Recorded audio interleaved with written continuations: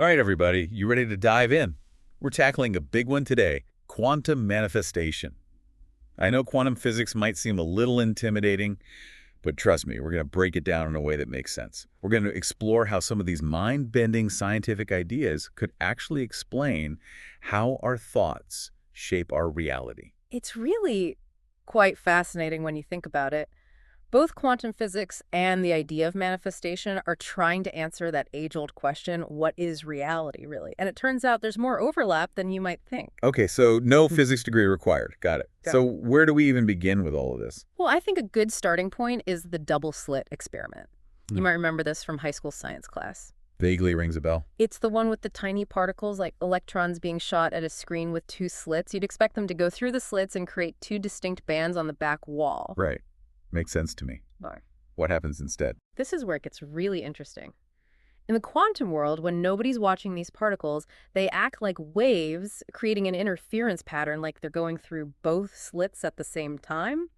But the moment scientists try to observe which slit the electron goes through, boom, the interference pattern disappears.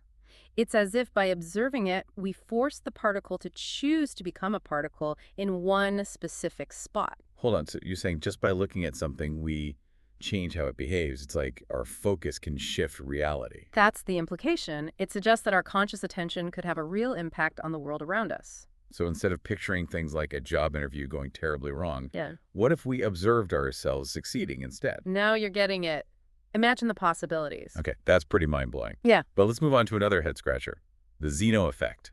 This one sounds like something straight out of a sci-fi movie. It does, doesn't it? Basically, the Zeno effect suggests that by constantly observing a quantum system, you can actually prevent it from changing. It's like hitting the pause button on reality. So in the quantum world, focused attention keeps a particle in a certain state.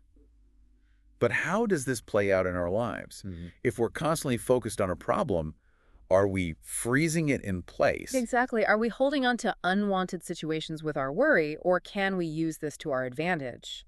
What if instead of obsessing over a problem, we shifted our focus to visualizing solutions or the feelings we want to experience? Now you're thinking like a quantum manifester. This is all so fascinating.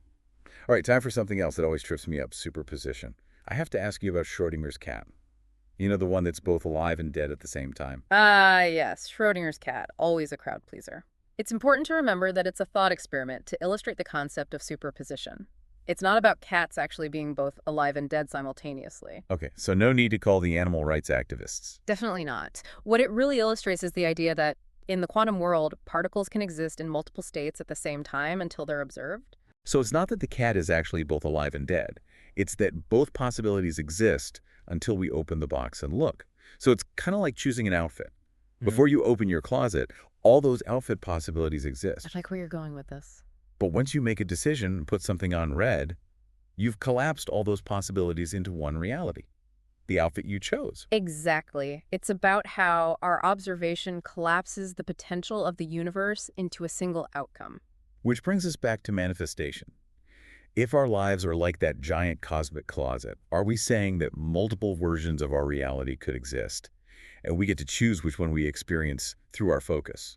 Now you're starting to connect the dots. Think about it. That version of you who's confident, successful, living their dream life according to superposition, that version already exists as a possibility. So the question is, how do we start observing that reality into being? All right, my mind is officially blown, and we've still got more to cover. We haven't even touched entanglement yet. Talk about spooky action at a distance. Yeah. Okay, so entanglement, this is where things get really freaky for me, even more than talking about cats being both dead and alive. It's definitely a head scratcher. So we're talking about two particles potentially light years apart, somehow linked. Right. And what happens to one instantly affects the other, no matter how far apart they are. So let me get this straight. If you change one, the other changes instantly. Yeah. Faster than the speed of light. That's the gist of it, And yeah? it's like they have this, it's like they're communicating somehow beyond space and time. Exactly. It challenges our everyday understanding of how the universe works. Okay, so we're talking about subatomic particles here. Mhm. But can we bring this entanglement thing back to our lives? What's the connection? Well, think about it this way. Everything in the universe is interconnected. Our thoughts, our actions, they all create ripples. So are you saying that our energy, our intentions, they're all contributing to this big cosmic web? It's a fascinating concept, isn't it? And it makes you think twice about the whole responsible manifestation thing. Exactly. If we're all connected, if our energy is constantly interacting, then what are we putting out there? Right. Yeah. If you're constantly sending out negativity, fear, doubt, what are you inviting back? But on the flip side, if you're radiating positivity, gratitude, love, Then you're contributing to a more positive outcome for yourself and for everyone around you. it's like this giant feedback loop. Precisely. Wow. So we've got the double slit experiment, the Right. Zeno effect, superposition, entanglement. It's a lot to wrap your head around. Yeah. But it all points back to this idea that we're not just passive observers in our own lives. Right. We're active participants. Our thoughts, our beliefs, our expectations, they're all shaping our reality. And that brings us to the observer effect. The grand finale, the observer But effect. this is where it all comes together. The idea that the act of observing something actually influences its outcome. So we're not just watching reality unfold. We're co-creating it. You got it. Every thought we have, every belief we hold, it's all shaping our experience. And this isn't just some new age philosophy. It's rooted in scientific observation. Wow. So if we really have this much influence, this ability to collapse possibilities into reality just with our observation, then we have a responsibility to choose wisely, don't we? It begs the question, what are you choosing to observe? What reality are you actively creating? Those are some powerful questions to ponder. We've covered some serious ground here, from subatomic particles to the nature of consciousness. But you know what? It doesn't feel as far-fetched as it did an hour ago. So we've spent this whole time talking about quantum physics. And I got to say, this stuff is really making me think differently about how I approach my own life. That's really what it's all about. Not Yeah. just understanding these concepts, but seeing how they can empower us to create the reality we want. Right. It's not enough to just observe. It's about becoming a conscious creator. So where do we even begin? How do we take all this mind-blowing information and actually apply it to our everyday lives? Well, a good place to start is with awareness. Pay attention to where your focus goes. What are you giving your energy to?